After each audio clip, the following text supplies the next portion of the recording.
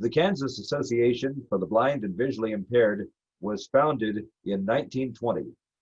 The Kansas Association for the Blind and Visually Impaired is celebrating its 100th anniversary. We have captured the life stories of some of our members, talking about the barriers they have had to face in terms both of discrimination and in employment situations. I'm Bob Chaffin. I'm from Hays, Kansas. I was a math teacher, started out in public schools, ended up teaching 22, 23 years in a technical college there in Hays. And in addition to teaching math, when I took the job at Hays in the technical college, part of the job was teaching computers. And Michael talked about his bioptic. That was one of my friends when I was teaching computers especially. And the reason I say that, I had to rub my nose on the screen to be able to read it basically. And with the bioptic, I could stand behind the student, focus in, and I could at least see enough to see what the student was doing wrong. So that was one of the things that was a real help to me. Would have not been able to have taught the computers without that. And so that was just one of the tools that I used. I'll back up a little bit. I had 20/20 vision until I was 25. I went in and I think 20/40, if I remember right, was the best that the optometrist could bring my eyes to. And he started asking questions. One of them that stuck out in my mind, now keep in mind this was in 1972, what was going on in culture then? A lot of drugs. And that was the first question almost out of his mouth is, have you been doing drugs? No. I hardly ever had taken a drink of alcohol even at that time. So, that kind of set me back a little bit. And it was the beginning stages of what is called Stargardt's, which is more commonly known possibly for some as juvenile macular degeneration. A lot of the same characteristics as the age-related macular degeneration, but it comes on at an early age, and so I've been dealing with that ever since, and just gradually the vision acuity kept going down. And so one incident that still sticks out in my mind very much, we were out on the farm. I went in to renew my driver's license, and I had been taking the vision form to my optometrist and asking him for the last 2 or 3 times to fill that out. And I thought, well, okay, do that this time. Did. The optometrist never said a word to me. Took that to the driver's license examination station and did fine with the written test, and handed them that form. And he said,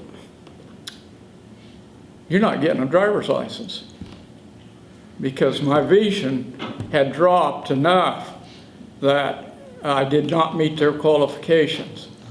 And I was kind of upset with the optometrist, to be honest with you. I thought, you should have known. You should have told me. And he didn't. And I don't know whether you're familiar with farming, but there's a little bit of driving associated with that. So anyway, that was kind of the start of things going downhill. But I want to say that in my teaching, in my math especially, I was not one just to check an answer right or wrong. I wanted the students to show me their work, and I would look at it and try to figure out what they were doing wrong, why they got the wrong answer. Well, handwriting isn't so good with a lot of students, and so another friend besides the bioptic was my closed circuit TV. And that was the way I graded all of my papers, was under a closed circuit TV. And finally, the last 2 or 3 years there at the technical college, I had a really good dean of instruction there. And he gave me some help with paper grading. So you know, that I did. The computer was the other friend that I had as far as teaching, because I would do my lesson plans on the computer. And when I'd go to the optometrist, low vision optometrist, he would say, well, I can get your vision down to where you can read newspaper print. But in order to do that, I had to have the paper right up against my nose. And I said, you know what? I can't stand up in front of us 20 or 30 students and holding this paper up in front of my nose. And so I would do my lesson plans on the computer, and then I would increase the font to like 18 point and bold, and with the bifocals that I had, I could, you know, I still had to get it a little closer, but at least I could keep it down to where I could see what was, as best I could see back to the back of the room. I could see my notes, and I knew my subject well enough that I just needed, you know, some reminders here and there. But that allowed me to teach until 2012. I retired at the age of 66, and had I not had the closed circuit TV, the computer to where I could enlarge, and just, you know, those kind of things. And I have to say, I got along well with other staff, and copier was always something that seemed to give me a little bit of a fit, but there was always somebody that was willing to help. And I, you know, I think that's one of the things that we, whether we're visually impaired or blind, we have to rely on other people at times to just to get along on the job or any other situation.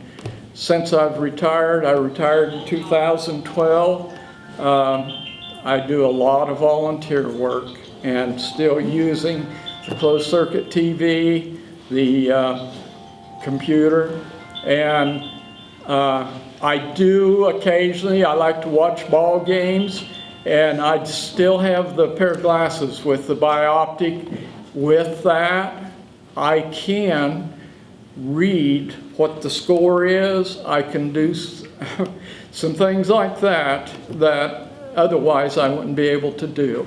But, you know, I feel very fortunate. And I do want to say, if it were not for my wife, and she drives me,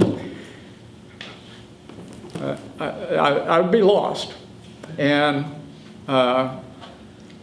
I guess I just let it go at that. Learn more about KABVI at KABVI.com.